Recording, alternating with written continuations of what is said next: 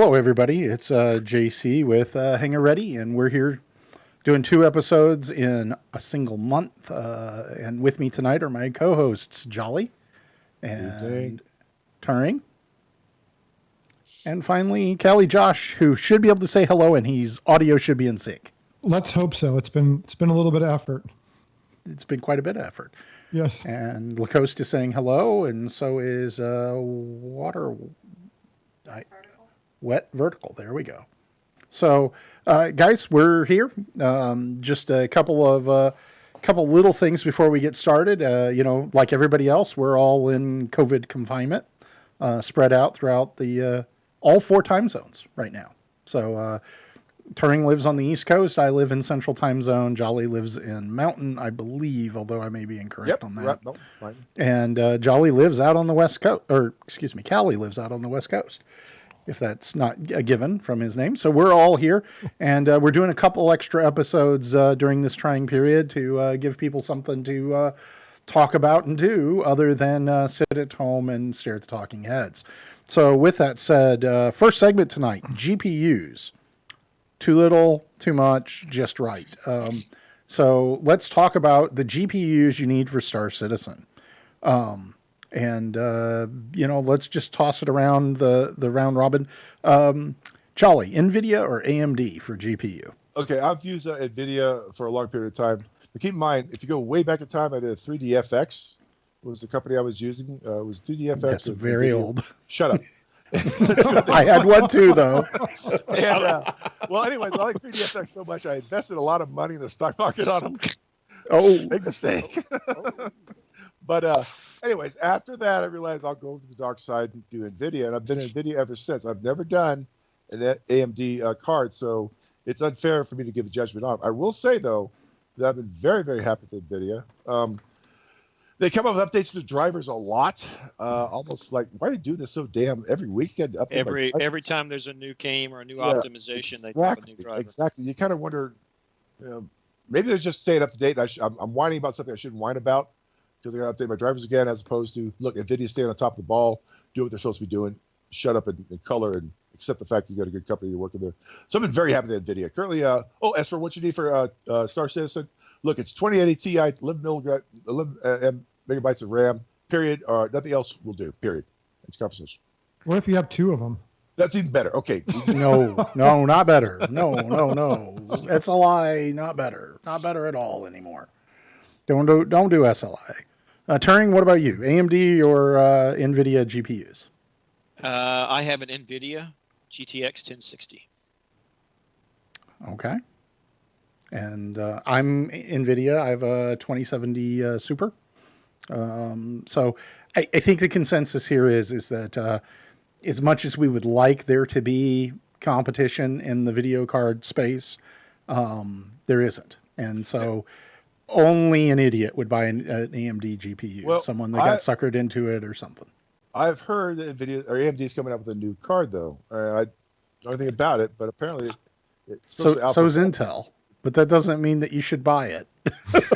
I will say that the one thing I should have done is my 1060 card. I got the 3 gig card versus the 6 gig card. I should have got 6 gig card. Definitely. So that's the only thing I did wrong. Jay, you said don't do SLI. You didn't explain why not. So the truth is that games are just not set up to handle SLI, except in some very rare cases, or NVLink or whatever they're calling it nowadays. 2 cards generally will slow your system down because of the limited PCI lanes. You've got less bandwidth going to each video card, and games are just not compatible with it. And generally, unless you're in a very niche space with a very specific problem that you're trying to scratch, dual video cards is just a complete waste of money. And you're much better off buying a top of the line card instead of 2 tier 2 cards, for example. And it just doesn't make sense to go and spend that kind of money on 2 cards today. If you get 2 2060s, you're much better off buying a 2080. And that's about the price difference. Obviously you'd be even better off probably buying a 2070 Super. than, two 260s. You get better performance. So you save a lot of money and get better performance. It's kind of hard to argue with those numbers. And it simplifies your build significantly. And the Peter Gallagher is kind of pointing out the same thing in terms of performance of the SLI. And another vote up for the 2070 Super, which, let's face it, cost-wise is a better deal than the 2080 Ti. Well, I mean, the 2080 Ti is a hoss, and but for gaming, unless you're driving some crazy display setup or something like that, a 2070 Super or maybe even a 2080 Super is probably the upper limit that most of us.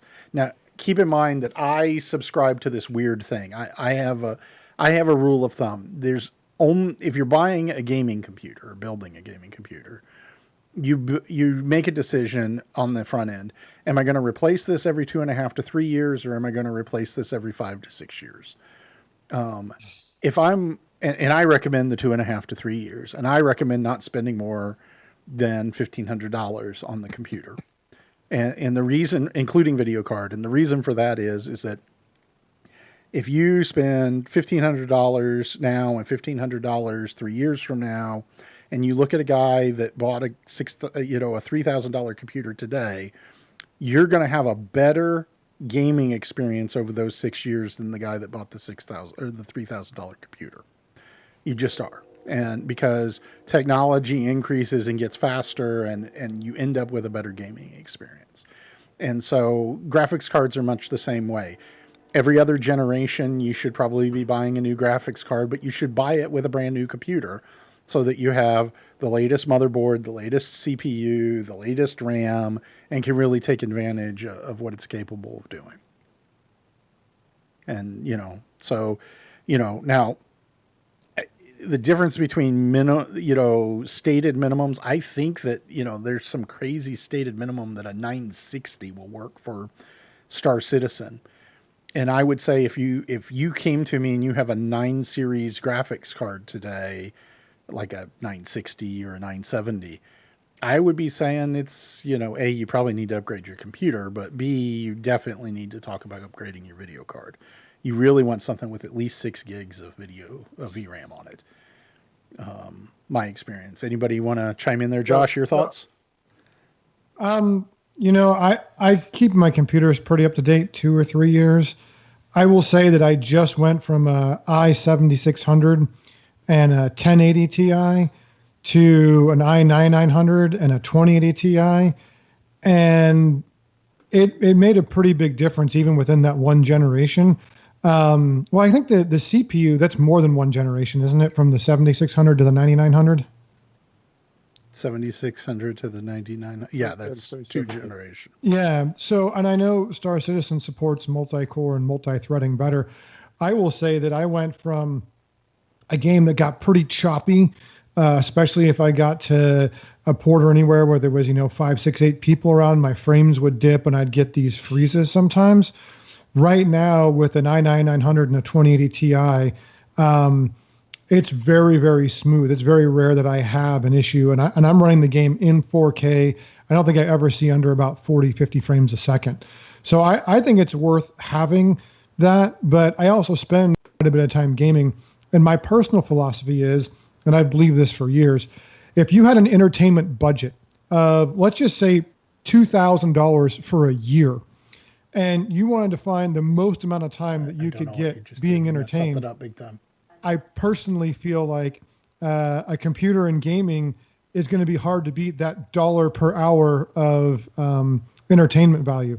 So to me, I think it's worth upgrading every couple of years. I think that investment's worth it when you go back and look at the number of hours you spend doing that versus what you could do something else entertainment-wise.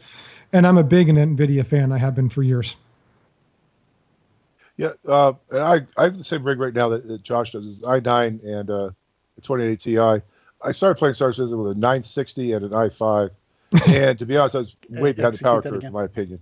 Also, I had only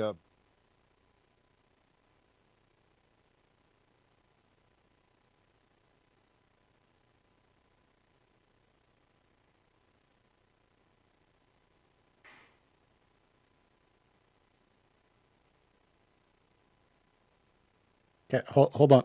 We've got a problem here. Joni's messing stuff up. She's killing sound. Okay, let's go back to the 4-way for right now. All right. Hold on. Okay, let's make sure the guys can talk. Jolly, say something real quick. No, you can't. You have to Okay, so you have to move that to the bottom. Sorry. Sorry, guys. There you go. That's okay. Go ahead, Jolly. Keep talking while she fixes these screens. You're good. Well, hold on. Let's make sure that we're good. Hold on. Guys, can you hear Jolly? Yeah, we're waiting. I apologize. My wife is pressing buttons that she shouldn't have been pressing. Okay. Can they hear? I don't know. No, they're not getting any audio. You can't have that muted. It's not muted. Jolly, talk real quick. Okay.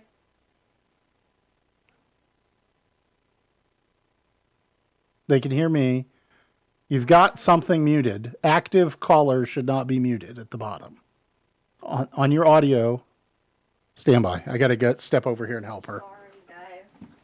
Should I hit be right back? Yeah.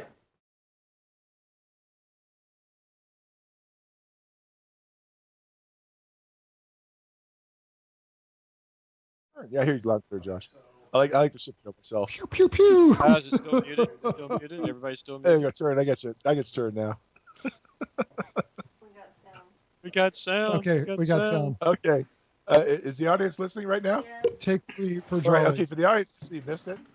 Jacqueline was swearing like a son of a gun for a while there. Yes. I mean, like a sailor.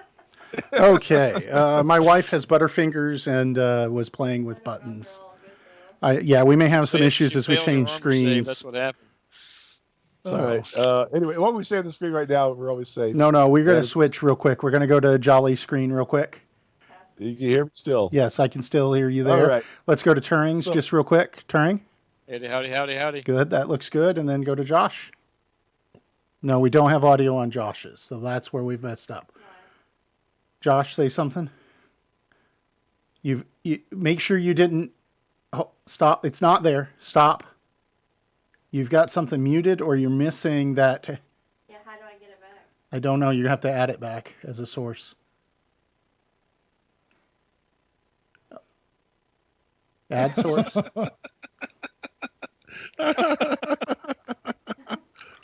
want the active Skype audio at the bottom.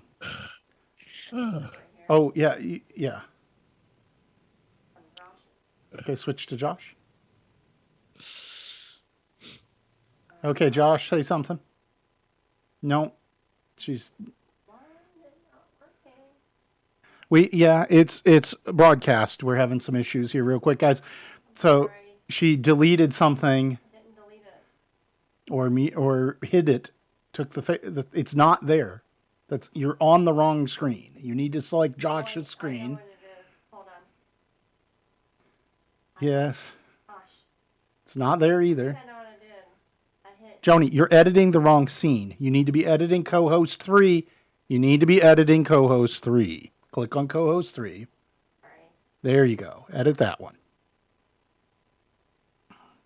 Got audio only. But I did. That one. Yeah, okay. Okay, now switch to it. Okay, Josh, say something. No, we cannot. She's messed stuff up royally. I know you don't. Guys, just give us 1 second. I apologize.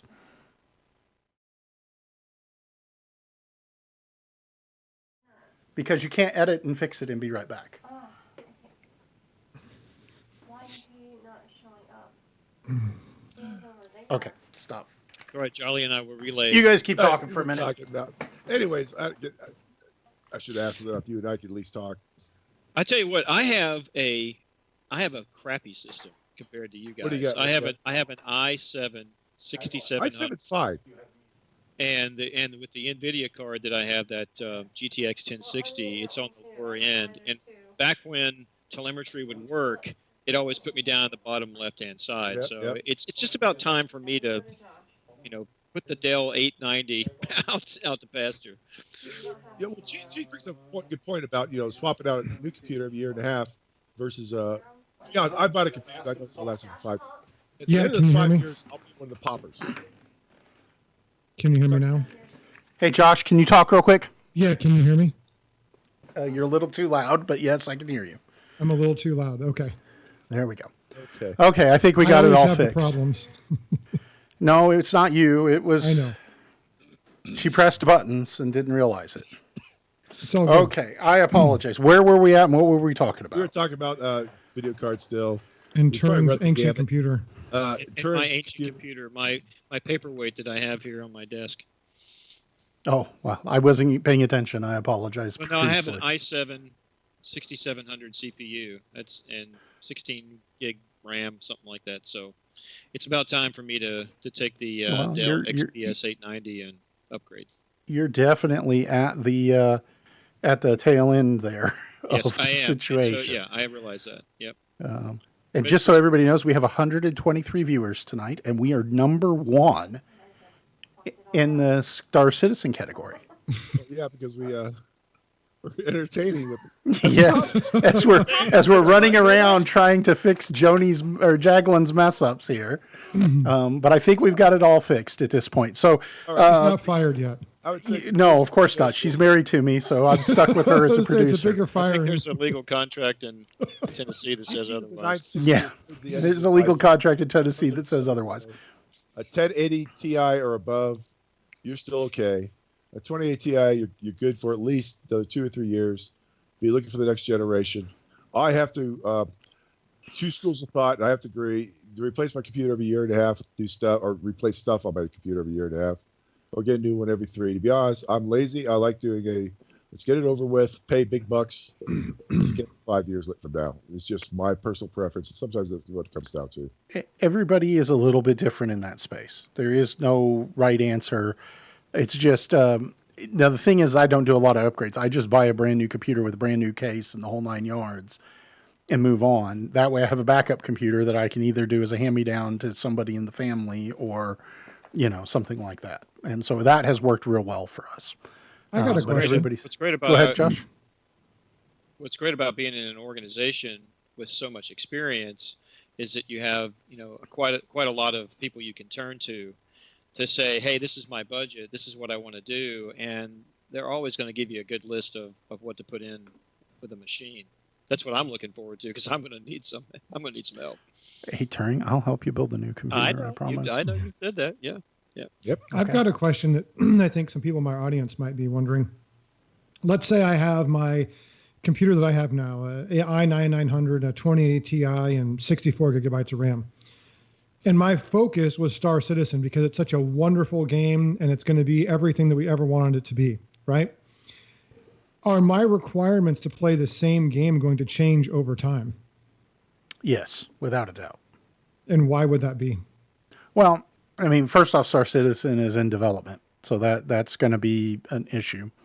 And they're going to continue to add stuff after the game's launch, so you're still going to have to continue to upgrade. Playing on a potato computer back in the day could play WoW. That same potato computer today couldn't play WoW to save your life. And so, no, I think that the game isn't going to be static. You're going to need to continue your upgrade path on a regular basis to be successful, I think. Are you sure about that, Jay? Because I always think if you have an i9 2080 Ti, which is pretty top line today, there's the engine's going to stay the engine, and I'm not sure you really need to upgrade beyond that to play this one game. Future games, future development that comes along, yeah, no argument whatsoever. Something bigger, better, faster is going to happen. But if you were playing something that was a static game, if you were playing, Call of Duty, I would completely agree that as long as you stay on that game, the graphics requirements are just not going to change. When you play massive multis, the CPU requirements start to inch up over time. It's not drastic, but it isn't little either. I mean, again, you look at World of Warcraft as an example, and they've made modifications to the graphics engine where PCs that were more than capable of working when the game launched I mean, we're decent PCs. I mean, you got good frame rates and had good play throughout, throughout the engine. Today would not be able to play the patches at a reasonable frame rate or at all. They're well below the minimum specs today. So, but keep in mind that game has been out for 15 years now, not for, so there's, I don't think that it's going to change overnight, but it's going to change over time, and you're going to want a faster computer just to keep up with it long term. I mean, again, every 3 years or every 6 years, you'd be fine. All right. Just my opinion. And, somebody wet verticals talking about Vulkan, and I think that Vulkan is a complete waste of time. I don't think it's going to optimize anything. And, I think people are, Star Citizen is going to take a big chunk of resources, and it's not going to get less. It's going to get more. If you can't play your computer on Star Citizen today, it's safe to say you're not going to ever be able to play with that computer. So, but especially as somebody brought up, right now we're at 50 players. When we have 200, 300, 400 players, what's it going to be like? And that's a good point. It's a valid point. Right. Well, it's, and as you're saying, it's going to increase GPU load. It's going to increase the CPU load a lot more than the GPU load. Is that because it's going to have to rely more on the client side stuff to make it run in synchronization with all the new back end features that they put out? I don't know that it's. Hold on, Joni, are you okay? Yep. Okay, I don't know that it's going to require for that reason. It's just that you're going to have more data, more entities that your computer is having to keep track of, and decide whether to render or not. And all those render decisions are really done on your client, not on the server. So, the client knows about stuff that's behind you, but if you don't turn around and look at it, it doesn't bother rendering it, but it still has to keep track of its speed and its heading. And, if you were to turn around and immediately render it. And so those are, missiles and, in our case, laser bolts or bullets, or all that stuff has to be tracked. And the more people you put into an area, even if it's not having to render those people, it is having to track them on your computer in some way, shape, or form. And so CPU load will generally go up a lot faster than GPU load in large MMO games. And if you look at WoW or any PlanetSide and PlanetSide 2, any of those games, you will see that the CPU increase is significantly greater over time than the GPU increases. So that's, GPUs are going to be important. GPUs are going to definitely affect what kind of, your screen and stuff like that is going to be affected by your GPU a lot. But the game itself, CPU is king, especially in Star Citizen where we're a single thread bound.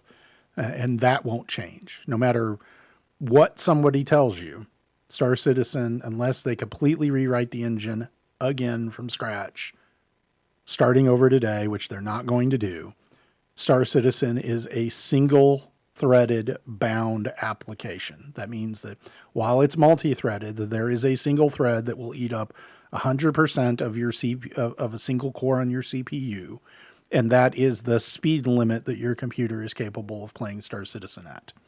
And that's not going to change. It's just not feasible that they're going to completely rewrite the engine from scratch.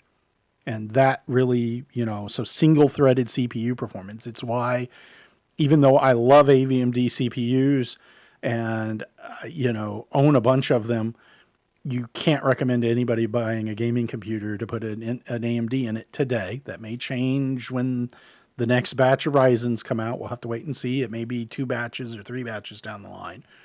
But today, you can't buy an AMD CPU if you want top performance dollar for dollar in Star Citizen because it is single-threaded bound. And so single core clock speed that it can sustain over time is the only yardstick you use to measure. And because of that, Intel is still king in every price category from the 9600K up to the 9900K.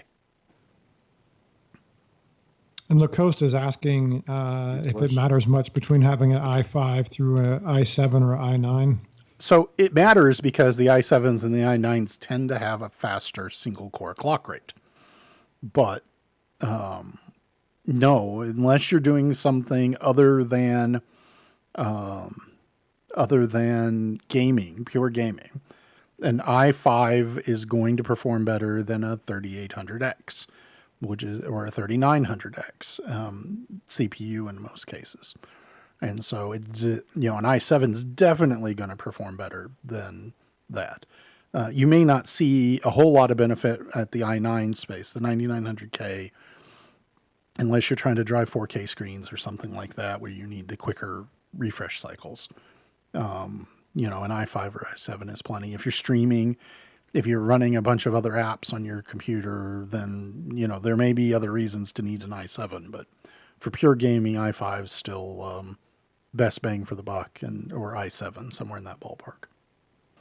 And with hyper-threading coming back, i5s will be even more attractive in the 10th gen desktop CPUs, which I anticipate, if I was a betting man, that Intel will still be on top at least through 10th gen. I don't think there may be some parity in certain pricing SKUs with AMD this time around, but I don't think that Intel will lose the throne completely. And okay, let's move on to the next subject. Horse dead. Sorry, I beat that horse to death. It's good. It's good. So Turing and Josh asked to add this, and that's really talking about what are certain in-game missions that you can run that make really good org ops. And Turing, take it away. Yeah, so we thought about looking at the game mechanics that are there today, the in-game missions. So if you're just trying to start out and say, what can I do as a group? What can I, from a small group to a larger group? You don't necessarily want to have to take the time to craft your own mission profile, your own operations in there. But what does the game give me today that I can play together as a group? And we came up with a pretty quick list. The first one being the 890 boarding action in progress mission. It's the limitation to that is that it only happens twice in the server that you're on. As soon as you do it, it's gone for that, and you have to get a fresh server to do it. But it's a really good mission to combine. It's limited space battle at the very beginning. It's more combat focused in close quarters. So if you're into doing that sort of thing, and you don't want to have to continue to pound out the old bunker mission, trespasser type stuff, which is the second one on the list, it's something that's new for that. I don't know, Josh, if you have any feedback for that too. Well, yeah, I mean, when we think about the org ops we've done, there's multiple layers of things happening. You have your security force from your fighter ships. You have your Marine force that's going to come in and do the ground stuff. So although I think I was pretty easily able to beat the two ships. I can't remember what two ships come at you in the 890 mission. I think. Yeah. If you wanted to ferret out how that's going to work for your org and your group, I think it's a good mission because you're going to get a challenge from both sides. And, if someone else is coming around, you still want to keep your fighters on perimeter, making sure your Marine guys are safe. So, and with the introduction of the Cutlass Red, it adds another dynamic that you can have sort of a search and rescue operation. If a Marine gets killed, they can be respawned. Now that's another asset you have to protect in addition to everything else. So I just like that mission gives you multiple avenues to work through as a group. Yeah, the one thing to keep in mind, you're right, Turn. There'll be a couple of cutlasses, first takedowns, so there's something for your fighters to do. Then there's a boarding action, which is always nice. Getting on the ship is a piece of cake. You don't get opposed. Once in, that's when you start getting opposed until you kill off your however many they decide to give you that day. Usually it's 8 opponents. And then you got to find the terminal, take care of that. One thing that's kind of nice is we were on a Carrack. We all left the ship. We all went to the 890, killed off all the bad guys. We spent way too much time looking for the terminal, and sure enough, the cutlasses respawned and then on the ship. Now, a Carrack is tough. They can take it. Right. But then we had to cross over the fire, getting from the 890 back to the Carrack to man the guns to take out the guns, the additional cutlasses that showed up. But it's a good mission for 6+ people fewer if you want to. It can be done solo if you're good. Don't worry about it. But it's a good org operation that CI is giving you to play with. Yep. Yep. So the next one we looked at was a more combo mission, which is the typical trespassers or bunker mission, evict illegal occupants, things of that nature. That one gives you not necessarily a space battle, but you do have to take down the turrets that pop up if the mission works around the bunker location. Then land and go down and take out the NPCs, anywhere between 4 to 8 NPC or 6 to 8 NPCs that are in there. Again, been around for quite some time. Most people have done it. You can single it if you're in a ship that can take a little bit of pounding. They have upped the turret firepower over time. It's now, I think, size 4 attritions is what they use for the turrets. But again, a good mission to have a good group. I would say 6 to 8 people in a pretty decent ship. That mission also, at least it used to, and I haven't done it in a little while, it would produce some good bugs where sometimes the turrets would just respawn. And so you would go there. I know I ran a small org op going there, and I was thinking, okay, we got this dialed in. We got a Valkyrie. We got a ground team going to go in a in a ground vehicle. And as soon as we got there, the turrets wouldn't stay down. I was actually piloting one of the 2 fighters. And so we had to come up with a new plan to get the guys in and protect them while they're moving. So there can be little glitches. And I also think that's one of the missions where we've seen a lot of other players, at least back in the day when those were newer. So you had an additional security responsibility. So I think that could maybe add some twists that you might not expect. Yeah, the NPC inside the bunker itself, you still get a couple to do a bum rush on you. Little they'll run right at you and through you and by you, which actually is kind of okay. Yes. Somebody turn around and start shooting because they got by me. But about most of them, 5 to 6 of them still try to take some sort of cover to engage you, and you still have a couple of idiots that decide to run right through you. So hopefully they'll fix that part at some point in time in the future. But still a lot of fun, a really fun mission, and you'll take losses, and that's good to see. You'll take losses once in a while. Yeah, it's also opened up a lot of good play for like even the Carrack, for example, which is you can take out the turrets just fine. But any of those ships that the Carrack or the Cutlass Red that has the ICU spawn point capability, bringing one of those along lets you recycle back into the bunker if you do happen to be one of the individuals that gets taken out. You can still grab the NPC weapons.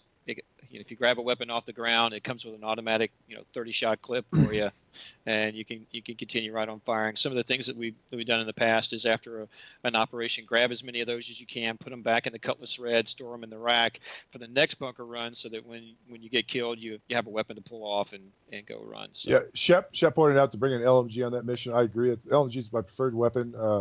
Just make sure you're in the front. So yeah, no one else is behind you. Just go spray happy and don't worry about it. LMG tons with heavy, of ammo, tons of ammo, reload, tons of ammo again. Much more enjoyable. Yeah, my only criticism is that right now with the stability of the game, you're running about a 70%. I think about 70% that's going to work and it's not going to work. Yep. Some of the things are that sometimes you'll go and you'll get on the elevator and everybody's ready to go and they'll push the button and only half your team will drop down the elevator. Elevator bugs so things like that, you just kind of have to look forward. I'm looking forward to that mission when we have medical abilities, moving the wounded, treating the wounded. I think that'll add an extra little element there because, like you said, I think in almost every mission we've done, we've had some loss there. Yeah, some ground combinations too. Yep. So then we have the regular bounty missions that we have on the list. These are the things that now the game allows you to know what the crime stat level of the NPC bounty that you have, so you can work up to an increasingly level for that. Your crime stat level 3, crime stat level 4s are going to have your larger ships, your more multiple ships. And I have noticed in the past that depending on the size of your party, you might get some more minions with that one bounty spawn, and make it a little bit more challenging for you. Still, it's not something that you want to do in a large group necessarily, because you'll just clear them out, real quick. Too fast, yeah. The other things we've looked at are the mission that I call sector clearing. I don't know off the top of my head exactly what it is, but it's the one where you pull the mission to go in and take out the nest. I think it's clearing the nest is what the name of the mission is in there. That one used to, at least in 381, scale to the size of your party. So if you brought in a party of six folks, the NPCs that you're going to see and the sentry turrets that you're going to see with that will scale to the size of your group. There's also the patrol mission, which is a nice one. You go out and you meet up with a guy, and he sends you to various spots. You can do that really comfortably with 3 to 4 people. And then the one that myself and a couple other guys we've been doing recently is the escort mission. And the escort mission is really good for your training to get together and actually stay with a larger ship, because what you do is you end up going and hooking up with a NPC, usually an Aquila, who's doing some sort of asteroid survey, and that ship will move to various points in that asteroid, and as those various points get surveyed, you'll have pirate NPCs that come and try to blow up the ship. So you have to maintain contact with the Aquila and respond to the NPCs that come in. So that's a really good one. Any thoughts on those guys? I have not played the escort mission yet, strangely enough. I don't know why. The other ones I have. Neither have I. The only thing I've come across, occasionally they'll time out on you. They're trying to do a bounty with a case of B, and the bounty will disappear. And the next time it'll pop up, so it's not a problem, but you missed that one. Yeah, the last one we have on the list, I think, is probably the best one for if you really want to do it as an org, and that's the Claim Jumpers mission. Because here you have to focus on not only the NPCs that are going to come after you, but these sentries, and they are kind of spread out over the area that you're in. It's not hard to do. You can do it as a single player if you're in a well enough equipped ship, and you keep moving. Don't become static, because if these things start hitting you, they will damage you. But it gives you kind of a good feel for a multi-level combo operation between, say, fighters, heavy fighters, a bomber, things of that nature. I think we missed one, which is caves. Doing the search and rescue or finding a dead body in the caves. Yep. Those are great little missions. But those are all combat oriented. So kind That's of a true. non-combat oriented one would be your investigations in a cave.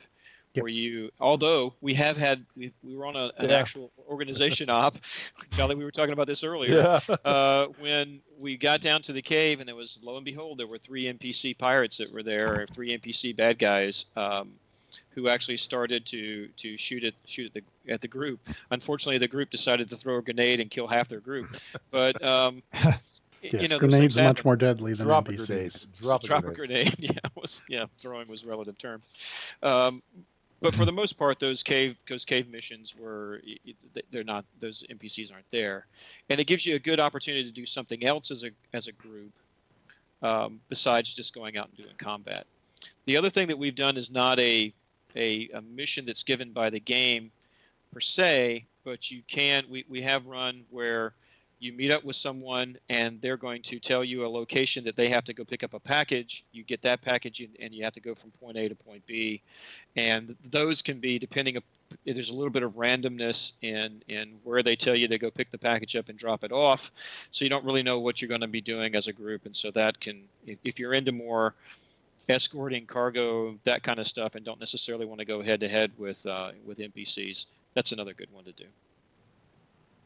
Okay. And then I think we've got some future missions. Things that I'm looking forward to are the Idris mission, which is going to be a once per person. So if you're not in a big org, you're probably going to have a hard time tripping that mission multiple times. Go ahead. Idris mission, what they have to understand is it's actually 5 missions. That's true. You have to start at one level, and you have to complete each one of the various iterations. So it's a storybook mission that goes through to the end. It's only the one at the end where you need the big crowd. I think the one now, it ends at what, a hammerhead. That's what the current mission steps are. It's only 4 missions, and there's a hammerhead at the end. So they just add the Idris on as the final act to it. So it is a one that you have to work through a series of missions to get to. True. Very true. Caterpillar prison ship. is coming up where you have to rescue people from a UE prison ship. Yeah, it's a little bit of discussion that's on the dark side kind of deal. So, you're kind of playing the, you're breaking somebody out of a UE prison. Is basically what you're doing. I have no problem doing that. So, That's not piracy. That's just It's- rescuing a friend. it's just a So when contract. I get arrested, Jay, you're going to come for me? No. Yes. No.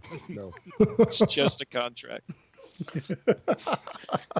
I was So framed. we'll- And then last, speaking of rescuing a friend, you have the potential now for jailbreaks in the near future, where you go in and get your buddies out of what's it called, Anderson Prison or whatever it is on Aberdeen, which is one of the Very most true. inhospitable moons in the game right now. Yes, very much. Yep. Okay. Do we have And any word on when 3.9 might go PTU or Wave 1? Have we heard anything? I have not. Not yet. Not officially. don't- Soon, TM. Yeah. I think we're just in a holding pattern. We need. It's kind of a pain in the butt for us because we'd be running a lot more ops right now because there's a lot more going on due to COVID vacation, and but the problem is the game's not stable for us to run big ops right now. So we're hoping in 3.9 that that gets fixed. So moving on, a segment that Jolly asked us because Jolly has very strong opinions, and that is monitors for gaming and simulators. Okay, Jolly, take it away. Yeah, well, first of all, it's all personal preference. And what do you have? If it works for you, you like it, keep it. Don't let anybody tell you to do something otherwise. But there's a slew of stuff out there you can choose from, which is nice. It's your own. What do you like? What do you want to try different? Obviously, like almost everybody here now, I started out in a 15-inch monitor, that real thick one, that starts off like that. And it obviously moves to flat screens later. And every Catherine time it would seems pay to too. start, yeah, Catherine, yeah, it was. And but it seems like you constantly want something a little bit bigger. 20-inch monitor, the 21-inch monitor I thought was fantastic. And then also you get a 24, 27. My God, they get bigger and bigger. And to be honest, I ended up with I had as much as a 55-inch 4K TV. And what I found was that was actually a little bit too big for me. I'm currently using, as my gaming screen, I use a 49-inch 4K TV. My secondary screen is a 27-inch curved monitor. A monitor, in my opinion, will give you better performance, a better look overall. But depending upon who you are and what your eyesight is, are you wasting money on something you're not going to be able to make out anyways? In my case, the 4K TV is fantastic. I sit relatively close to it. In fact, the camera is right up against my screen right now, so you can tell the distance I am from my monitor. The 55-inch, my problem is it was so big I'd actually have to turn my head a little bit in order to pick up the whole thing. The 49-inch, it's only eye movement, and I don't have to worry about it, so that works out well for me. Obviously, I have to turn to one side to look at my secondary screen, but that's always for support information, whether it be Mumble, Discord, other screens I want up there to look at. What's the kneeboard I'm using for that day, whatever the case may be. So that comes into play. But the important thing is use what you like. I've seen guys have these nice 3 screens across type of monitor setups. They look fantastic. In some cases, they work well. For me, in Star Citizen, because it's a 3D game, being able to look up, down, left, right is kind of important for me. I work it obviously with my Track IR, and so it gives me a little more visibility as to what's going on. So I like it quite a bit. But I'm not going to knock either one, either 4K TVs or monitors themselves. Both have their pluses and minuses. Whether you want a 43-inch screen, a flat screen, I would honestly, honest broker, I would not go below a 27-inch monitor. That's probably the smallest I'd feel comfortable playing a game on. Anything less than that, I'm kind of squinting at the screen. I'm having to move a little bit too close to my face. Just don't quite enjoy it as much. So if you're currently at something less than a 27-inch, consider getting something higher. A lot of push on curved screens. I do have one. I like they're nice. They look nice. Do I really think it makes a difference? Not really, but I do like the look of the screen itself a little bit better when I turn one side to the other. On a 27-inch screen, though, you're not talking about big of a difference whatsoever, but it's kind of like what you want. Refresh rates, a lot of guys talk about, 60 megahertz is about the minimum that you work with, in my opinion. They're out there at 120 now. Again, if your eyeballs keep up with that, fantastic. You may want to go with the 120. Some of the more professional type gamers will say, hey, that refresh rate is very important. I need that 120. It makes a difference. But I'd say the performance level is up to so much further above mine that it's not something I'm really going to worry about or pay the extra money for. But if you're that good a gamer, I fully understand why you're going for that type of monitor to work with. Yeah, the connections themselves come into play. Now, I've always felt the DP was better than HDMI, but on a 4K TV, it turns out it doesn't really matter as much. On a monitor, it probably does, but if you use a 4K, HDMI is fine. It's the TV can't keep up with it anyway. Go ahead, Jay. It depends on the TV, the resolution and the frame rate. That's what makes whether you need to use DisplayPort or not.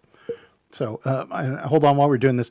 Jaglin, I just sent you an image from Josh, or from Callie Josh, that I want you to pull up on the video computer so they can see his battle station. Yes, it's on Discord. I just sent it to you. So while she looks that up. So yeah, here's my recommendation. If you're setting up a battle station, and we're going to show you an example of a battle station here in just a second. But if you're setting up a battle station, TVs are the way to go. You want gaming mode on them. I personally recommend TCLs because they've got good panels with low latency for a TV and in gaming mode with really good color. You can buy a 55 inch for $350, sub $400 for a good one. And so, my recommendation is when you're sitting in your chair, you need to know the distance from you to the TV. That's a critical, number of inches. But generally, I want the TV where I can just barely see the edges of the screen. So like this, out of the peripherals. I sent it to you on co-host live. And just bring that up on video computer form, please. So I want the edges of the TV to be right at the peripheral so I don't have to move my head too much to look around. The problem that you run into is if you get a 55 inch and you're sitting 2 feet from it, you're constantly having to move your head around in a crazy orientation to see everything. And so you want it to be big enough that you can see the edges, out of your peripheral vision while you're playing. But TVs are the way to go. I mean, you're not going to be able to get a more immersive experience for most people at a reasonable budget other than TVs. And, there's lots of reasons to get screens. There's, my workstation, you can't use a 55 inch TV for your workstation. It'll drive you mad and it'll give you big neck pain issues back here. Right. It's definitely something that you should consider. Refresh rate is, the delay, millisecond delay for simulators like Star Citizen, for the space flying in particular, are really, they're people talking about, how many angels you can fit on the head of a pin. Yeah. It's really, the real question is do you run at 1080p or do you run at 4K? 1080p in most cases is going to be good enough for most of us that are, adult in age. And then, the other thing to keep in mind is you probably need a secondary monitor mounted somewhere on your battle station to give you, voice comms and, being able to pull other stuff up that are separate from the game. I'm waiting. Jaglin is trying to go live. She picked the wrong thing. Go ahead. This is Callie, Josh's battle station. Josh, you want to tell us about yours real quick? Yeah, so years ago, I actually welded one together and built something, and the proportions were wrong for racing.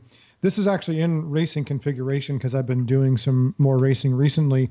But for flying and for Star Citizen, Jay's absolutely correct. That is sitting in a position to where in my peripheral vision, I really can't see the edges of that. And whenever I'm in Star Citizen or flying, it is really immersive. When I'm flying the F-18 and I'm looking for the carrier or for some of my turn points or whatever, it feels very, very realistic. Now, I also have another monitor that goes in front where the wheel is now that has a touch screen that's even nicer because I can interact with the things in the cockpit. The MFDs that we have in Star Citizen, imagine being able to touch them with a touch screen and interact and do all the things that's within them. And that's a really, really nice feature. I'm hoping Star Citizen someday is going to give us something like a targeting pod and be able to put in some coordinates. We don't have that yet, but in other flight sims we do. So it's very nice to have those things.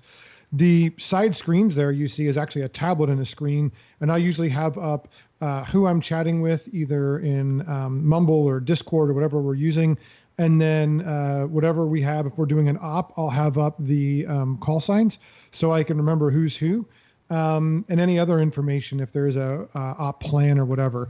But this rig is made out of modular aluminum. I actually bought it by a company named monstertech.de. They're a German company. And I bought it because this solved a solution, at least mostly solved it. And that is I want to both race and fly. And I have to move things. And it takes about 20 minutes to convert it over. But you'll see the armrest there where the keyboard and mouse is, gives me a really nice, comfortable position to hold my arms in when I'm grabbing the stick and the throttle, so that on a longer flight or a longer mission in Star Citizen, I can sit there and be very, very comfortable. In addition, this gives me a really nice option to be able to convert it over for driving. And I will say that I don't remember what the refresh rate is of this TV, but it's really good for Star Citizen. Is it 60? Yeah. It's really good for Star Citizen. It's really good for flight sims. Doing racing, I don't know. Everyone I know is really, really at the high end of sim racing, and they swear to Jesus that they need 144 megahertz. I've never driven with that, so I'm curious to see, and there may be some advantage. But I'll tell you what I do like, that just like when I'm flying, I have a very immersive view. It feels sort of one-to-one from where I am. It doesn't feel scaled down, and I think visually there might be a little bit of an advantage to that.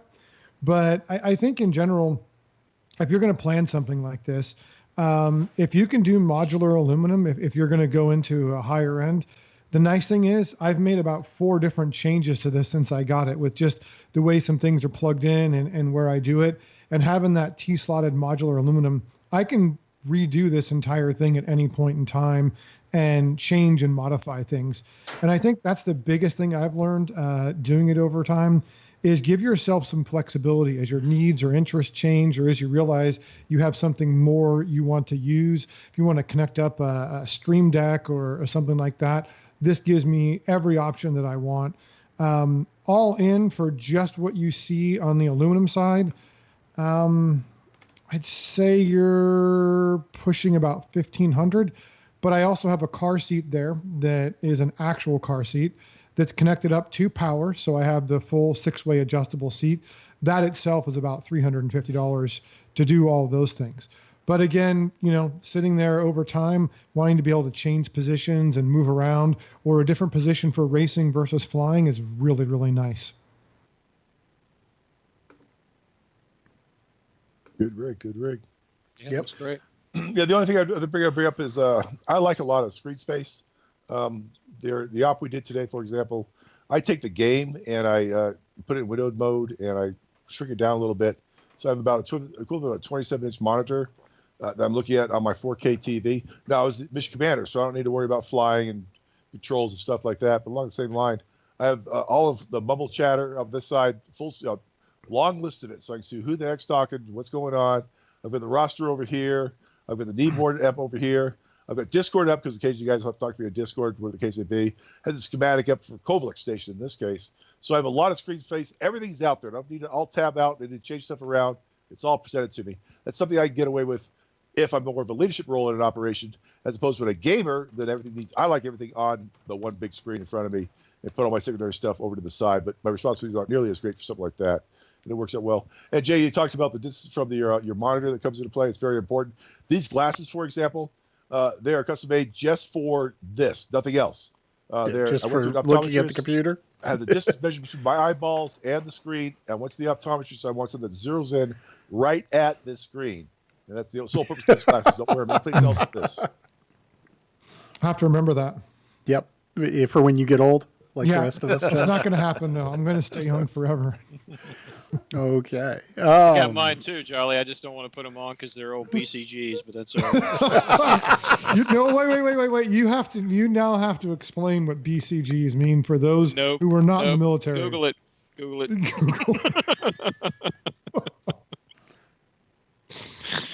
Jeff, you know what? I haven't thought about that. The doc said he does have a screen on this that makes a difference for that when they put them together for me. Like I said, I talked to the optometrist at length, and so I think that's incorporated in here.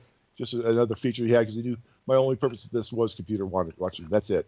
He asked about for blue block light, and I think that's what these are incorporated in here. Yeah. Okay, moving on to our final segment, which is COVID updates. And guys, I know this is a gaming show, and we should only talk about gaming stuff, but we're going to talk about some gaming stuff today. So, what do you do? Gaming during stay-at-home, family, pets, and other distractions. I'll tell you what I've been doing, and that is Jaglin and I and our 9-year-old, or soon-to-be 9-year-old, and by next week, our 9-year-old have been streaming Minecraft a couple times this week. We're going to do it again tomorrow evening, and that's kind of my way of calming her down so that she's not constantly tugging on my shirt and going, "Daddy, can I play Star Citizen?" And we'll do some Star Citizen too, I'm sure. But right now she's hooked on Minecraft. But, we're doing that, and, throwing rocks at people that make noise in the office is always helpful. My guess is that Jolly and Turing, your lives have largely not changed due to this because A, you don't have kids in the house, and B, you guys basically haven't been spending any more time in the house now than you were before. Am I correct? I'm following 100% of the guidance, 100% to a T.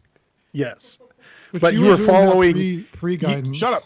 Hold on. Here's the thing. What Jolly's not telling you is for the 6 months before this, he was following all the guidance to a T. I lost 50% of the places that I used to go, which was just 2 places. So now it's just the grocery store. It's just the grocery store. My local gaming shop I can't go to because they're closed because of the COVID. But that was it. So, the gym. That's what I'm busy on, is the gym. That's my neighbor. What the heck is a gym? What's a gym? Now the difference is that I work from home, so I'm a homebody to begin with. This lockdown has actually increased my workload, not decreased it.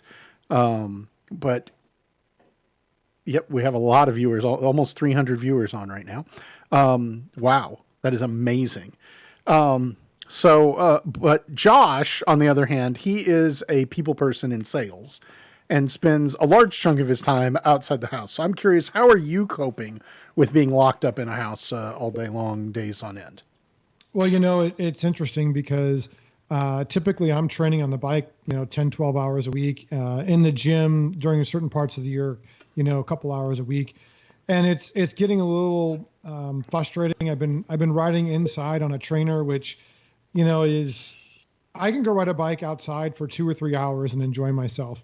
15 minutes on the trainer and I'm already looking for razor blades because I just can't handle it anymore, and it's really annoying. But when it's raining outside or whatever, and it's part of your training, you just kind of suck it up and do it.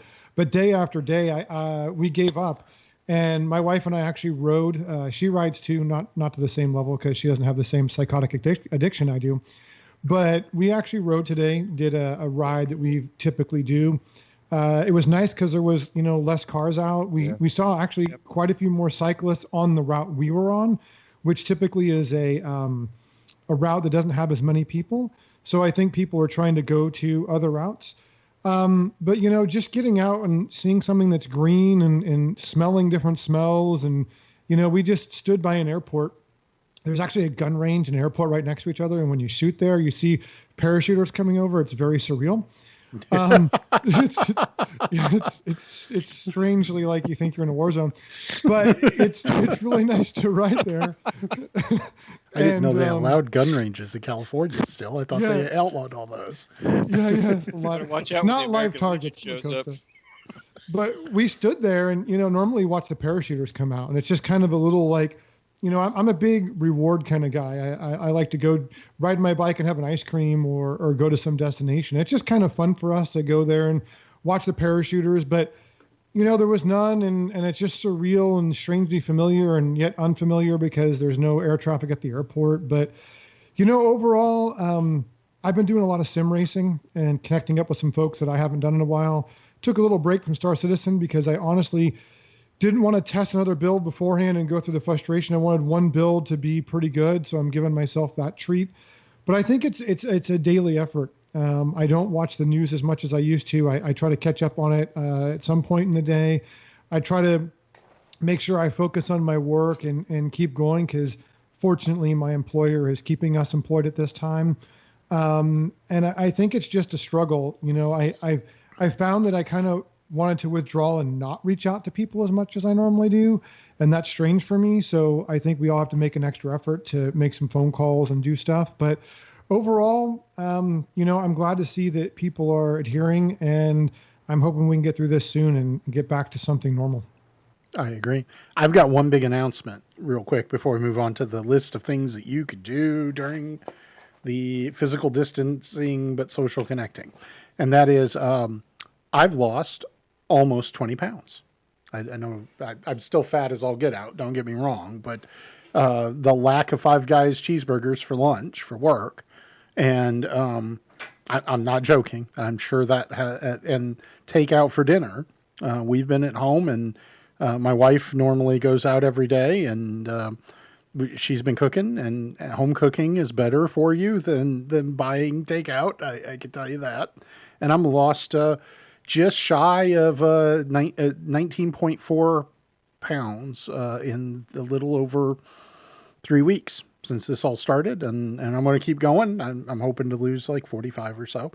So, you know, a gallon of soda at lunch is... No, I don't drink soda, chap. I've not drank soda in more than a decade. Every now and again, maybe a half dozen times a year, I'll have a sweet tea. But no, I've lost 19.4 pounds, 19.6 pounds, somewhere in that ballpark, and continuing on. And it's That's Go ahead. awesome, Jay. I support is, that, yeah. and that's really good. It's hopefully also you see economical. little less fat in the face. Not quite there yet, but I'm getting there. It's also economical. It saves you money to get it home. I Well, tell you, yeah. I've talked to my kids more in the last 3 weeks. I mean, they just seem now to call, and And before actually call instead of text messages. yeah, before it was like, okay, so what do you need? I mean, why are you calling me? Oh, I'm just calling to chat, Dad. I mean, how you doing? And it's not how I'm doing. It's how they're doing, because they're by themselves where they're at. You know, my son's not technically by himself. He's up with my parents, but my daughter is a graduate student at the university, and the university's closed, and so she now calls more frequently, and we have conversations and such. And so that whole thing about the physical distancing, social connecting, I find myself, you know, kind of doing a little bit of the opposite, Josh, calling and talking to more people now than I had perhaps in the past. Oh That's yeah, good. definitely. Talking to people on the phone a lot more. So, and Josh calls me every day asking me a camera question. I mean, you wouldn't imagine the number of hours we spent trying to fix his audio problem in the last 2 weeks. I'm But it's not been gonna all pay fun. that invoice, Jay. Yeah, I know you're not. anything else is going to have to start being contracted. It'll be Particularly- net particularly- 99-year agreement to pay. Particularly the buy this $30 cable and your problem will go away argument that we had. Yes. Wow. That's why I'm using this microphone and not my other one for anyone who's Yeah, seen but- the previous. What was that? You're still lagging. No, not that bad. He's a lot better. Don't mess with him. He looks just like everybody else. It looks good. I think anybody that's seeing problems speak with Josh's stuff, speak up. I know he's a little bit loud, but we're going to have that fixed by the next show. And we've got the date and time picked out. And I think that you're good. You're good. I think it's just, you're a little close. So you're overloading the preamp just a hair bit. Can we mute him again? Lacoste is asking. No, unfortunately. And they're saying you got a little bit audio desync, but it's 1,000 times better than what you had. So let's move on here. So some top lists here of things that the guys came up with is virtual RPGs, D&D role-playing games, imagination versus computer simulation, and tabletop simulators. And the one tabletop simulator that everybody seems to recommend is Roll20. Roll20. Now, I think that you put this on here. Is that correct, Turing?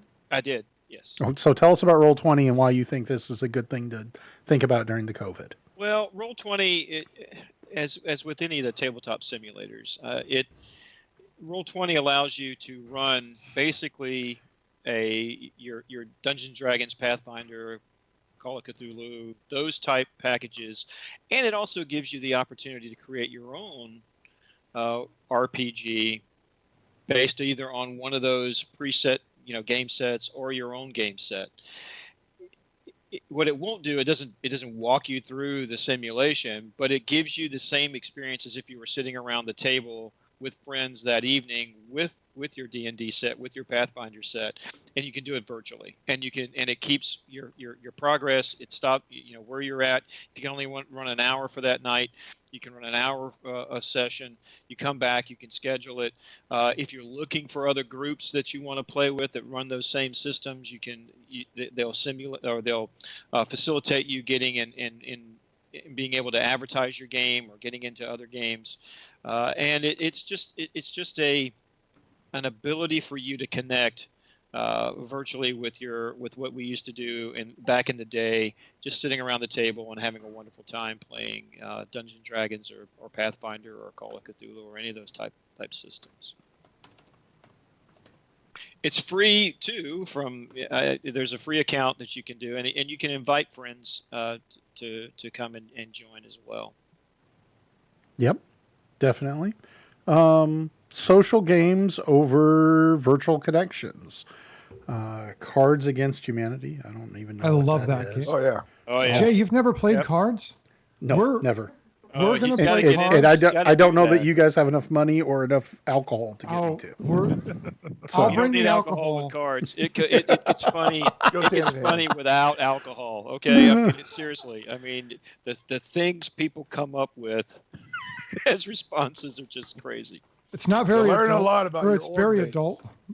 Yeah. It's very adult only. It's not apples to apples. You ever played apples to apples? This ain't apples to apples. Apples to Yeah, apples is what you play with your kid. Now I on the have no next clue. Cards show, Against Humanity is what you play with your I could- adult gaming group. they on the were next playing show, I some could show silly. how to do the perfect margarita or the perfect martini if you want. Well, I don't drink, so it's a non-issue to me. But see, this would be perfect your first time on air with everyone. No, I think I'll pass. I've drank before. I just don't drink. It's not because I have a problem. I just one day woke up and I've been working 80-hour weeks and realized I hadn't had a drink of alcohol in like 6 or 7 years. So So we have to do tabletops. We have to do Cards Against Humanity. It is a great game. It's good. I fun. think I've seen some of the guys running it though. I've seen some people Yeah. doing it. I seem to recall that there was some card game at a Dragon Con that I got sucked into. Exploding kitten. Oh, that, yeah. And I didn't play it. I was in the room, and I lasted about 7.5 or 8 minutes before I raised the check, please, I'm out of here.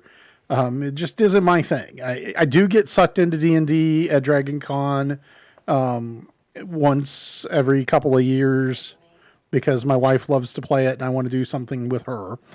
But no, the rest of this is you guys are just out of luck. Let's. Cards Against Humanity, though, is you're not playing the cards in your hand. Well, there are some cards that are pretty much automatic winners, but you're mostly playing the person who's deciding. So the more you understand that person, the more you socially understand who they are as a person, how they think, I think increases your chance of winning. So it's a good game to get to know people.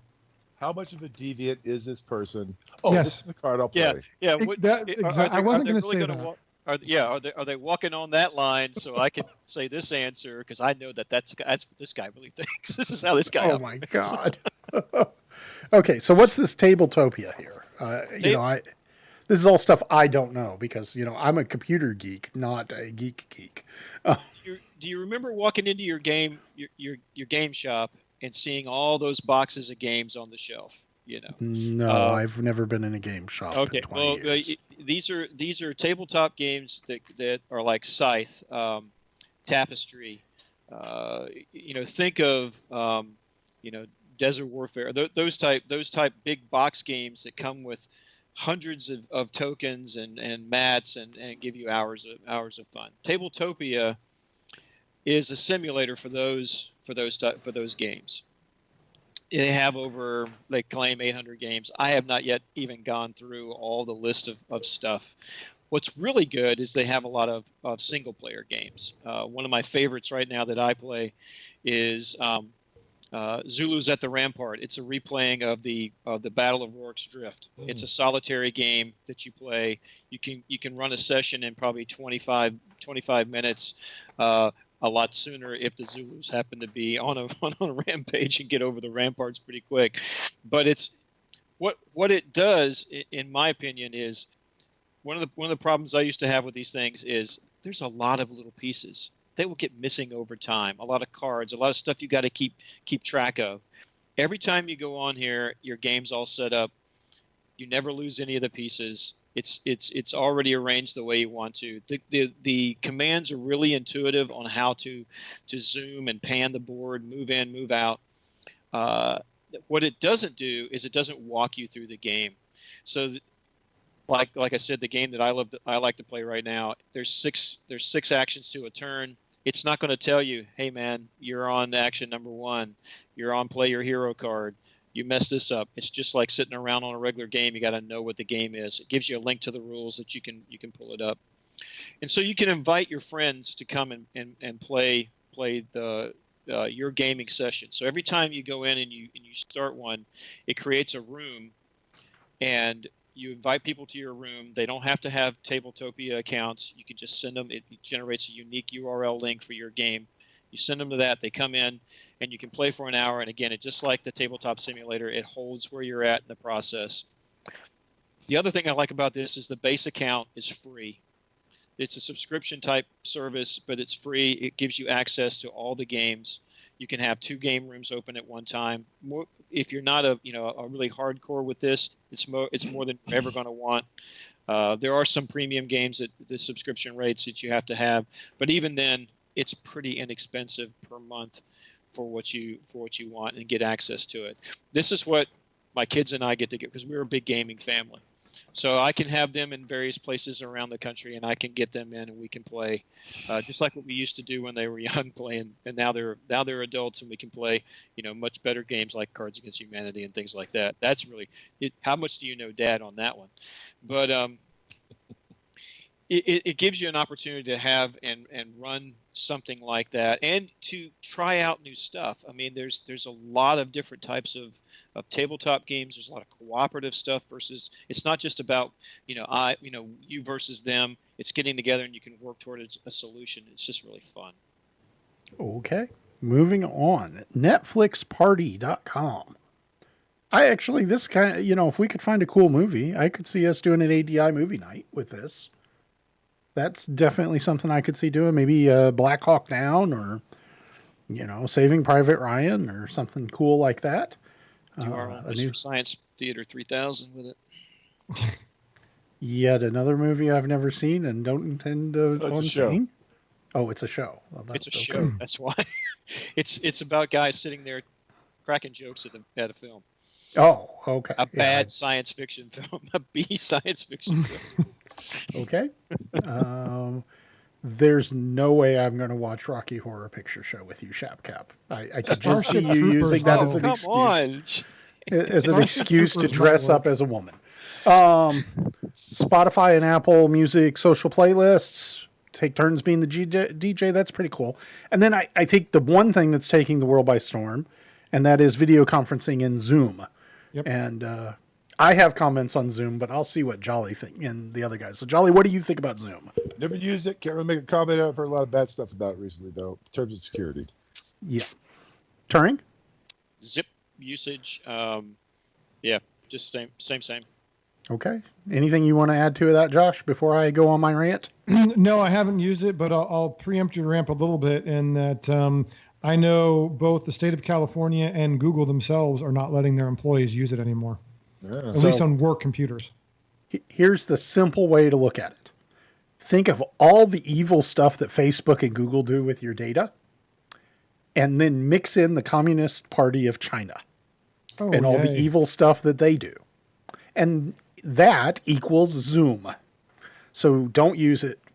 Don't give them a penny. All your traffic is going to China and the secret police in China. So, just save yourself.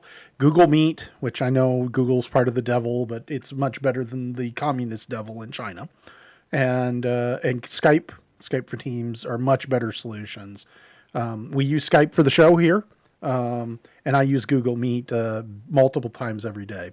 But I will not install Zoom on any functional computer in the house because it's basically a surveillance system for the Chinese government. Right. There are a lot of universities and school systems that is the method right now that they're having to get online classes and such. I would definitely get out a big stick and start complaining and say, hey, let's use an American company instead of routing all of our traffic to China. And, obviously you got to go, but you should speak up and be a pain in the butt about it. That, hey, you guys are asking me to install spyware. Look at all these articles. We really should be using something else that at least the company is controlled by the American government instead of the Chinese government. Not that the American government spying on us and paying for our geolocation data to figure out how much we're traveling every day during this outbreak is much better, but it's still substantially better than, making money for the Chinese Communist Party, which is what you're doing when you use Zoom. Would this be an incidence where you might want to use that VPN option? So this Zoom is one of those things where using a VPN doesn't help you because Zoom is spying on you and sending the data back, and going through a VPN doesn't really buy you anything. Because of the picture itself, right? Not just the picture itself. It's spying on you in many other ways, like what other applications you have open, what websites you're going to, what you're saying in the room when you don't have Zoom up, all sorts of stuff, what computer programs you have, what games you have, who you chat with on social media. All of that stuff Zoom is sucking up and sending to the Chinese government. Fantastic. It's bad. It's spyware, for lack of a better term. So, and it's insidious spyware. So it's everybody got offended when Windows 10 came out and Cortana was listening to everything and sending a little bit of data to, a little itty bitty chunk of data to Microsoft. This is that times 1,000. And so it is, just read the articles. You'll see it is no bueno. And they've been doing, accidentally routing all the traffic through China for video conferencing here in the United States. How do you properly? Yeah, you just uninstall it. It's uninstall and reboot, and you should be fine. I don't think it's malware from that perspective, but it's definitely not something that, if you can avoid it. Now, some of you may not be able to. You're doing classes, you got to do it. Just realize that that's what's going on, and when you're not using it, go in and kill the process running in your task manager and make sure it doesn't start back up. But, if you have to use it for work, if you have to use it for school, I'm not telling you don't do those, but I would tell you, talk to your IT department at your work and explain, hey, do you really understand how big spyware this is? And secondarily to that at school, I would be making a big fit about it. It's like, hey, this is like you guys telling us to install, a wiretap for the Chinese government in our home. What gives? Can we not use something else? A form of corporate scree. Yeah, this is way past just regular corporate misbehavior. I mean, we all have heard the rumors about Facebook Messenger and Facebook being installed on your phone and figuring out what ads to send you because you're interested in certain things or have been in certain places. This is a step that's significantly further along than any of that. So my 2 cents worth, I'll get down off my rant. As a security guy in computers, I won't use Zoom. And my daughter's school wanted to use it, and we kind of threw a fit over that because it's just, we're not installing it. So as she's home, they're not doing lessons over it. It's mostly a get together where they chat with each other. And I let the principal have, a little bit of my piece of my mind, and hopefully that'll be the last time they want to use it. So anyhow. Sorry, I'll get down off my soapbox now. Just don't use Zoom. Use something else. There's a lot of other solutions out there. So, okay. Current status of lockdown in the United States. Okay, I know we've been off of Star Citizen subjects for about a half hour now. I apologize, but we're trying to cover some of this other stuff for COVID for the Star Citizen community. I know we have some CIG folks watching us now, and I'd really like to, yes, give them an informed opinion, Shepcap.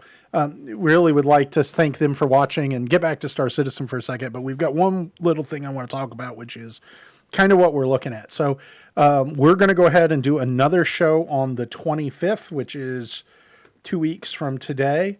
This show is going to be done at 2 p.m. Central Daylight Savings Time, Central U.S. Central, and it's going to be geared towards our European followers. So we're going to do a show in the middle of a Saturday, and I fully expect that in most places, including most of Europe, they will still be in lockdown then. I would say that we probably will not see a lifting of the lockdown for most places in the United States until probably May 1st at the earliest. Turing, are you also of that opinion, or are you a little bit more optimistic than I am?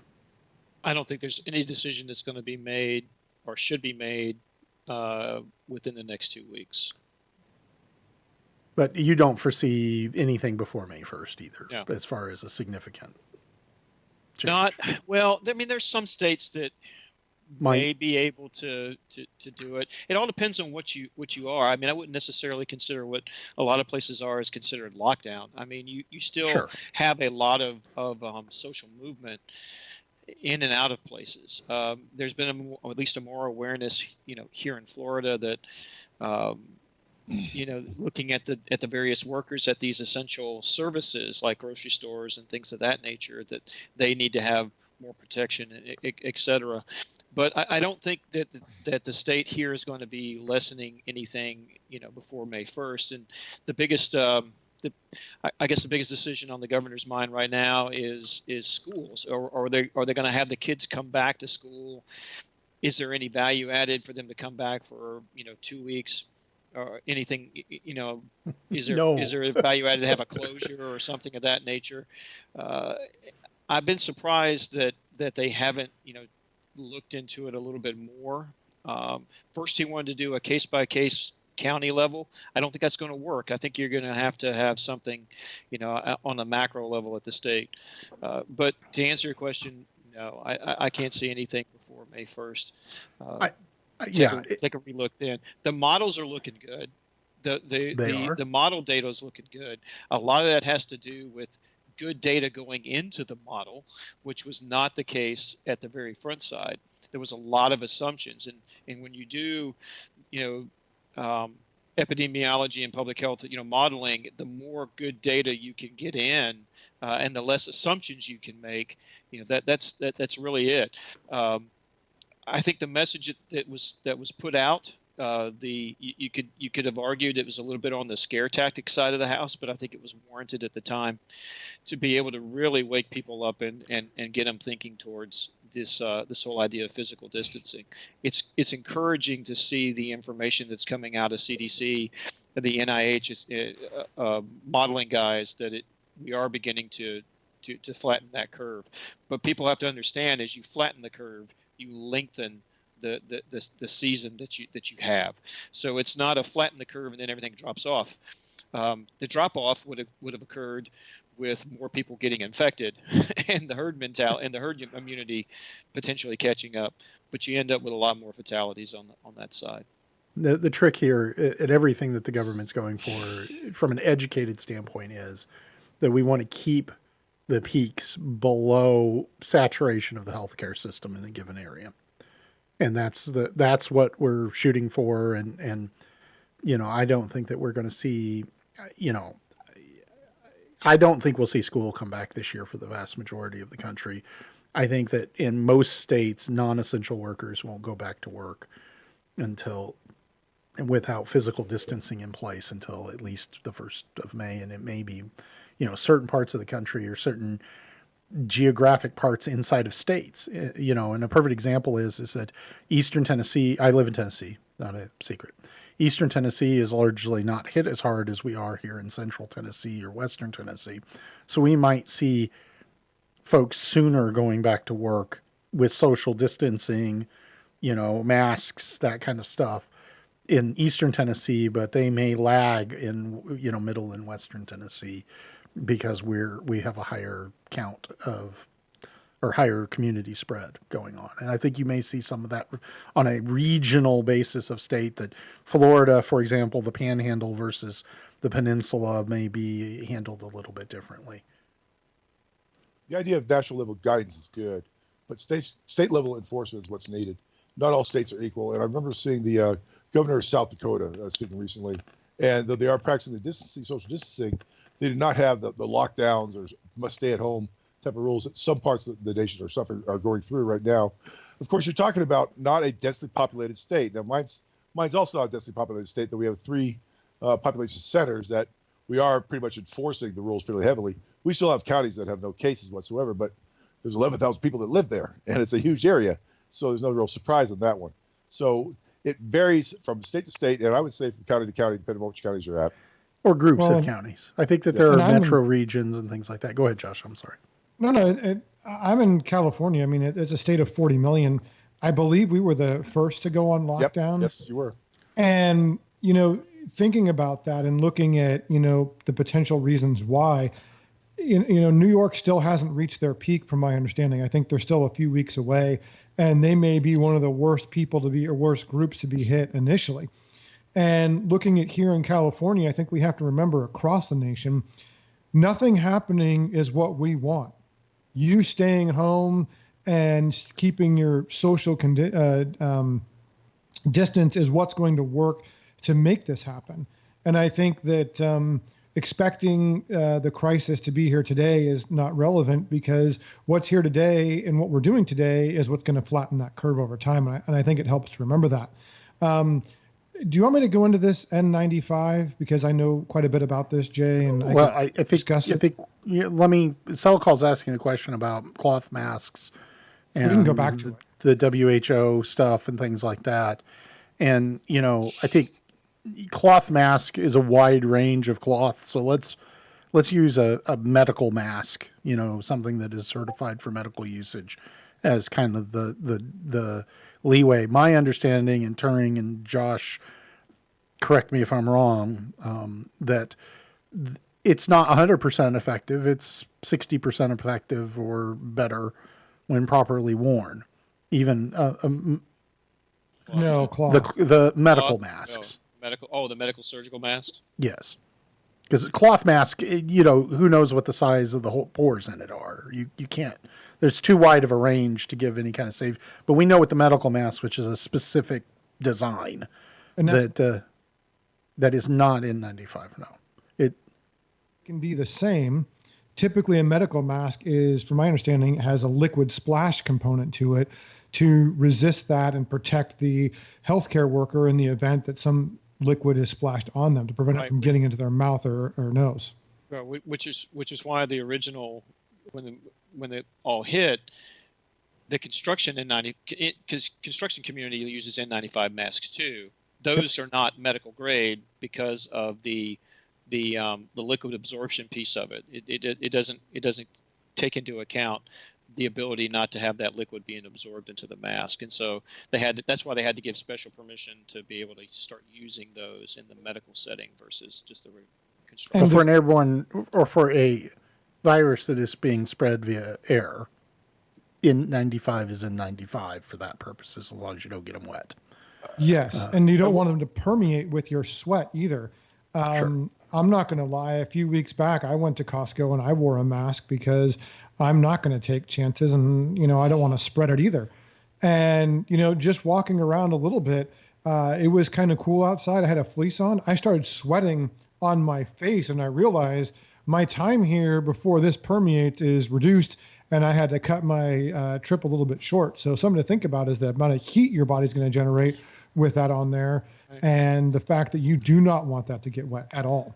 So I'm just going to say this. At the end of the day, anything that you put over your mouth, if you properly place it over your nose and your mouth, and you are very careful and make sure that you don't cross-contaminate from it to your hands and then to other parts of your body, is better than nothing. Okay? I don't have it available to me right now. CDC did put out a nice graphic with the different types of materials out there as for what the protection equivalent would be. And 95 obviously is for 95%. It went through T-shirts, one thing or another. They talked about quilt material, which did well. Diapers were, I think, number 2, if you want to make it out of that. Cloth I think diapers, the worst was, not... if you want to be Gucci, they had silk actually listed. I think silk was something like 25% that protection. But it was good that CDC put that stuff out there. So those who are making the stuff at home have an idea. You may not like having a diaper on your face. As long as it's clean, that may be your best option if you can't get a hold of an actual. We're not talking about putting Pampers on your face. We're talking about cloth diapers. But the big thing about the cloth masks is the vast majority of them aren't to keep things from coming into you. It's for you to stop pushing out through coughing, sneezing, the big kind of wet droplet transmission. It's not really going to help you with the airborne stuff because it doesn't have the micron level filter that your N95 or your other rated masks do. Correct. So the reason they were asking people to wear them was because of this effect of COVID-19 or whatever you want to call it. The fact that this thing is, you can have it for 14 days before you even become sick in most cases, or there's a vast majority that we're still collecting data on how many get this and never get symptoms. They're asymptomatic. They walking around and spreading it. And so that was the whole part with the whole idea of trying to do the cloth thing. It's trying to make sure that that piece of it, that barrier was there. It's not necessarily to keep you from getting it. I think, though, at the end of the day, 25% is better than 0%. Right, every time you reduce it. Every time you reduce it, it is. And if it gives you nothing else but a physical reminder that you've got something that's going on, that it helps you. I mean, when I'm wearing it at the store, I know I'm wearing it and I got to stay away 6 feet from everybody and all this kind of stuff. Our supermarkets here where I'm at have now gone to putting arrows on the ground, on the aisle. And so we now have one-way aisle traffic, through the thing. So there's a lot of stuff that's and they put spacing down, everything. So businesses trying to do the best they can with it. I'm concerned about the workers that have been out there and those essential services that have to meet the public day in and day out. I'm not sure that they're starting to do more now, but I'm not sure at the initial that they were really thinking a lot about along those lines for those people. My local supermarket, starting next week, you must have a face covering before you can come into the store. I think that's a pretty good way to try to protect those people. I do think it's important, though, for people to understand that, a mask is designed to protect you, like an N95 mask. But if you take it off, you shouldn't be touching the front of that mask. You should take it off with the straps and put it into a bag. Now, I know that they've done a couple of studies that said that if you bake it at 150 degrees for 30 minutes, I think it was a Harvard study, that you can decontaminate it. And if you let it sit for 4 or 5 days, what's on there can die. But something most people don't think about is that N95 mask is going to continue to circulate air even if you let it sit out. That needs to be in a sealed Ziploc bag to continue to protect the ability of it. That's why it came in that bag, and it needs to be stored in that bag if you're going to end up sanitizing it some way and using it again. Completely. And I'll show you guys what I'm using. Go ahead and laugh. It's better than nothing. That's all I'm going to say. Oh, there we go. Yeah. If I have to go out to the grocery store or something that, I have N95s, but if I were to run out, I have these. And it's not super thick. It's definitely thicker than silk, but it's definitely not N95, but it's, again, A, if I have it, it will reduce the bigger drops getting out. And B, in theory, it would reduce the bigger drops from somebody coughing near me getting on me and into the stuff that matters. So, from my perspective, it's not as good as an N95, but it's better than nothing. It's better than the bag on your head that you would get at Lorville. Exactly. Oh, that's sealed, probably. I've been at 95 masks. I've had them for quite some time, but it's a replaceable filters on it. But Josh, a good point about Yeah, the filter may be replaced. That's nice, but you got to watch out for contamination on the cover itself. You do, and there's some good guides to that if you go out and look for that. How to properly put on and remove a mask. When you put it on, it's kind of a commitment. You can't drink water, can't scratch your nose. You got to think about those things. Can't fiddle with it. No, you shouldn't touch the it. big thing I used to see people is they'd start to fiddle with it. When I've seen Keep your hands reporters off have of it. like their mask hanging under their chin, and I'm like, you're not really protecting yourself at that moment, and you're potentially exposing your mouth to whatever it was on there before. And so you really need to think about it a little bit and take a couple of precautionary steps to use it properly so that you do protect yourself. So Selikal makes a question about his concern with something like what I have, which is this type of device, is that it would hold stuff next to your face. Well, I would make the argument that Selikal, it's better than it being on your face. That even a little bit of protection is better than none. And so if you were to be in an environment and walk through one of those dispersal coughs with the itty bitty tiny droplets, those are going to land on your face anyhow. And I don't know that you're buying yourself anything. And again, Turing is probably the expert out of the four of us in this space. But it just seems to me that any barrier you put, and the fact that you remember, hey, don't touch this dummy. And when you do, do the wash my hands with what's hot or warm water and soap or alcohol is better than, running around without anything on whatsoever. So Turing, Wash your hands is one of the biggest ways to help prevent this. Yeah. Washing your hands or using. Go ahead, Turing. I apologize. And I would say wash your face too. Yes. If you're out in a big public, place like a grocery store or something like that, what you say is absolutely true. As you walk through, you're getting it on your hands through contact with whatever you're picking up on the shelves or the cart or whatever. But you do have the potential of it also being on your skin. And they tell you don't go around touching your face when you get home. One of the other CDC guidelines was change your clothes when you get home. Yeah, change your clothes. And it wasn't, it's because you can get stuff and you can't, before you know it, you're touching something that was already there. I would also say, don't go too crazy with it either. I mean, you could actually drive yourself to mental insanity by thinking about, all of this. And with a little bit of mitigation, you'll be fine. It goes a long way. But we go so far as when one of us goes out to the grocery store and comes back, we unload the car, wash hands, wash face, and then immediately take the clothes off, put them in a bag to be washed, and then wash again just to be safe. My wife goes out. If we have to go out to get your meat, produce, for example, it doesn't last forever. She'll go to the store and pick whatever the case up. She has gloves. She's not using a mask yet. She's too cool for that, apparently, but we'll wait and see. When she comes home, I don't let her talk to me or come into my room with me until she goes in, changes her clothes, takes a shower, do fresh clothes on, and then she come talk to me. Yeah. And so Masachi was saying, if you don't have gloves, use a doggy bag. Same thing you could do in the grocery store. Just grab one of those produce things that's there, Good point. and use that, as your mini glove or whatever you're trying to look at. I know my wife likes to pick things up and check the the FDA label and all this, the nutrition label, all that kind of stuff. And I keep telling her, I said, don't be touching all that stuff. I mean, you need to come in here with a list and know what you need to pick up. We're not here to browse. Does that sound familiar, Jaglin? Anyhow, I'm getting the evil eye from the significant other. But the real thing is, use something that you have available to you.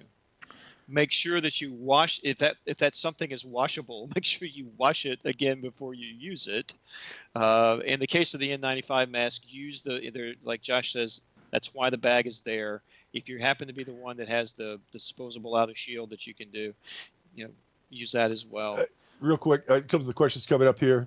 Flawbot, no, we got into a COVID-19 discussion at the end talking about things you do under this quite tough quarantine. Correct. We've gone off on a hell of a tangent. Yes, we have. All the previous stuff we talked about with Star Citizen, monitors, GPUs versus CPUs, items unrelated to COVID whatsoever. It's just we get tied one way or the other. Yes. And we'll post the stream. Good point. You may pick up something. Go ahead and wash it off too. Whatever you get home, don't forget it too can be contaminated. Nice warm water. Also remember UV light, i.e. sunlight, kills a lot of stuff. Doesn't take very much. So anyhow, guys, we're my producer who go ahead and get on the stream. Go ahead and show yourself. Wave. Hi.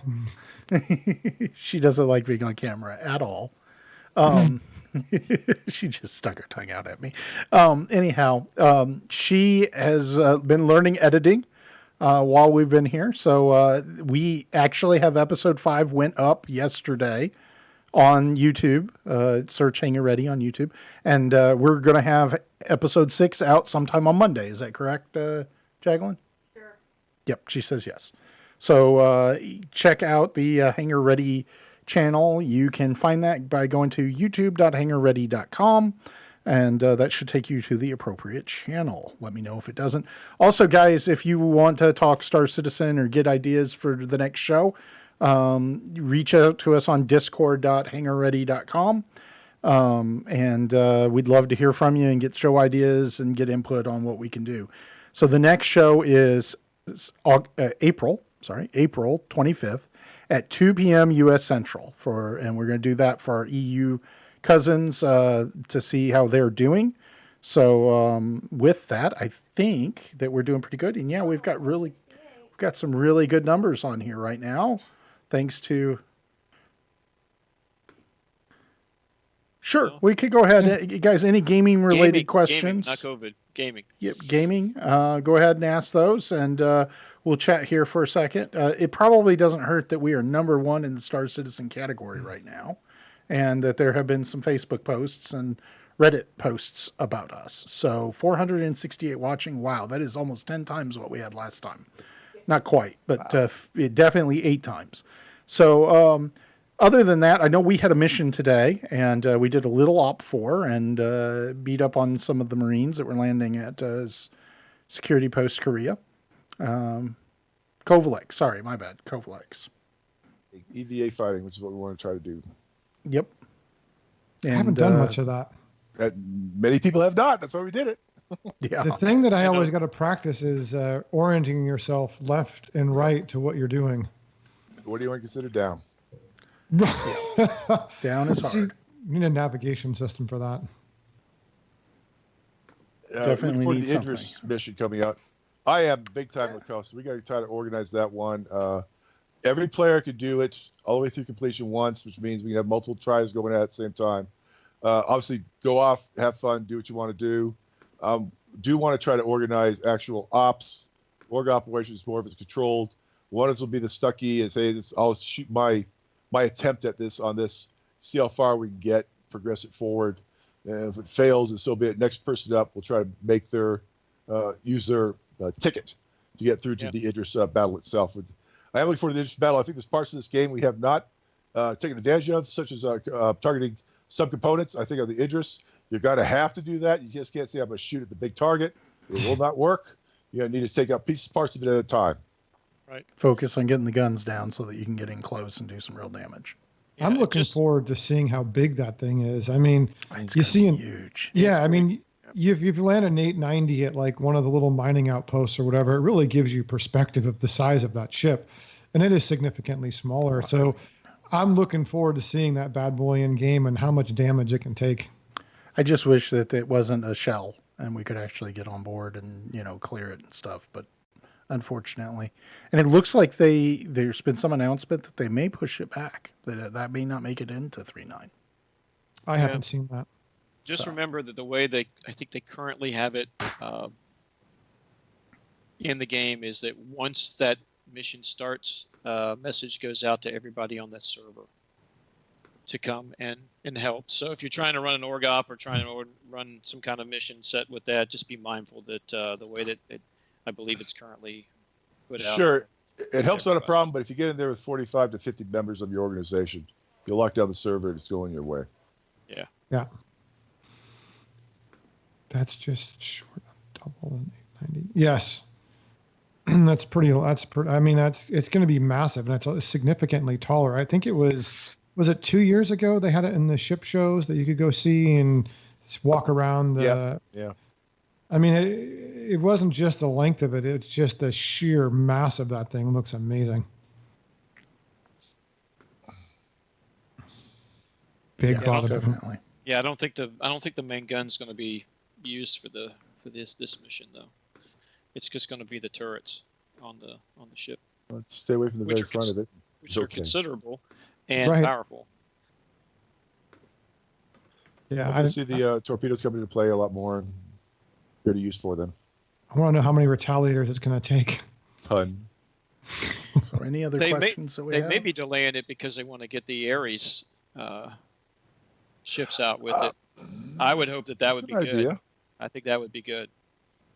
Or I've heard nothing on the Polaris, so that's too far out. Yeah, I don't think that's on the horizon. I wish. We, Yeah, I was it'd be gonna nice say, to get that in the game. Can we vote for that now, please? yeah, yeah. Polaris Is it now. MT or K? Who's listening? Unknown. I've Nudge, not nudge, seen wink, anything wink. on that.